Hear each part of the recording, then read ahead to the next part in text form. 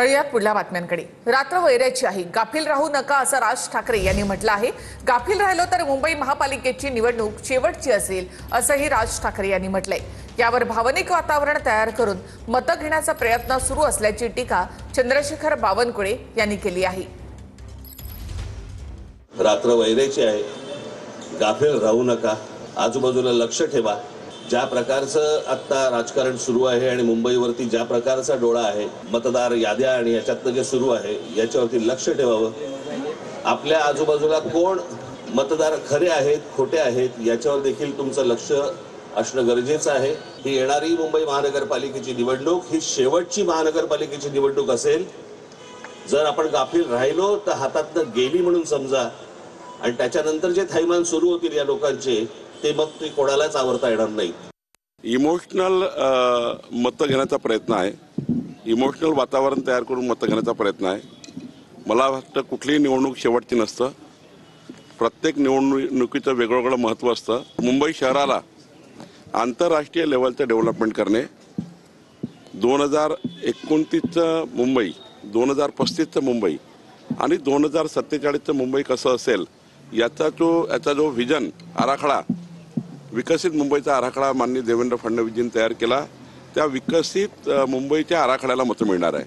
आणि त्यामुळं जात पंथ धर्माचं राजकारण करून मतं मिळणार नाही, तर विकसित मुंबईकरता मतं मिळतील असं मला वाटतं। गेल्या 11 वर्षामध्ये मुंबई शहराचा विकास कोणी केला हे सुद्धा मराठी माणसांना आणि मुंबईकरांना खूप चांगलं माहिती आहे। मराठी माणसाच्या नावानं प्रक्षोभक अशा प्रकारची विधानं करून माथी भडकवण्याचा प्रयत्न कोण करतंय? येणाऱ्या काळामध्ये आम्ही मराठी माणूस मुंबईकर आणि मुंबईसाठी काय करणार याच्याबद्दल एकही वाक्य जे बोलत नाहीत, मला असं वाटतं की कुठेतरी दिशा भरकटवण्याचा प्रयत्न काही लोक करतायत। मराठी अमराठी वाद करायचा प्रश्न येतो कुठे? दरवेळेला वेगळा वाद निर्माण करायचा। मुंबई महाराष्ट्रापासून तोडणार, तुटली का? तोडायची कोणाची हिंमत आहे का? परंतु हे असे एखाद्या मुद्दा आणून मराठी माणसाला कसं डिस्टर्ब करून की बाबा आम्ही तुमच्या पाठीराखा आहोत हे जे दाखवण्याचा प्रकार आहे, आणि त्याच्याच फक्त एका जीवावर यांनी 25 वर्ष सत्ता भोगली होती। असा मराठी अमराठी वाद त्या ठिकाणी होणार नाही। डेलूसाठी राहुल गांधी हे नाव पुरेसं आहे अशी टीका मुख्यमंत्री देवेंद्र फडणवीसांनी केली।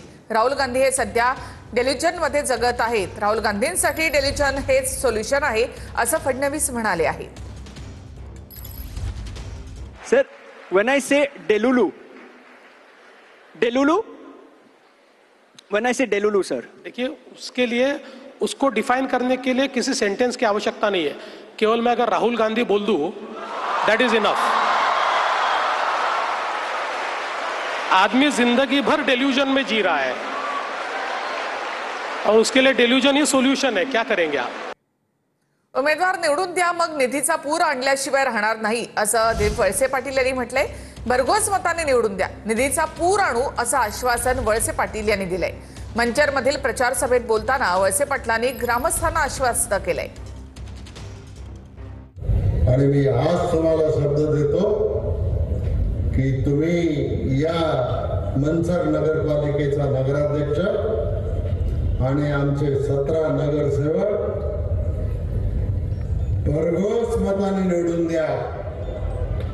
निधीचा पूर वाहिल्याशिवाय आम्ही या ठिकाणी राहणार नाही आणि त्याच्यासाठी आम्हाला काम करायचं।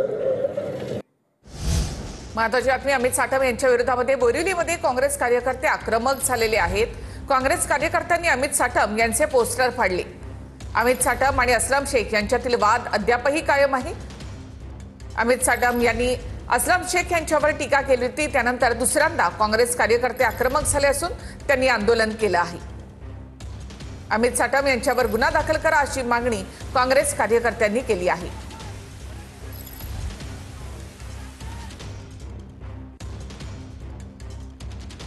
याआधी अमित साटम यांच्या कार्यालयाबाहेर युवक काँग्रेसनं आंदोलन केलं होतं। आजही काँग्रेसकडून आंदोलन करण्यात आलेलं आहे। अमित साटम यांच्यावर गुन्हा दाखल करा अशी मागणी काँग्रेसनं केली आहे।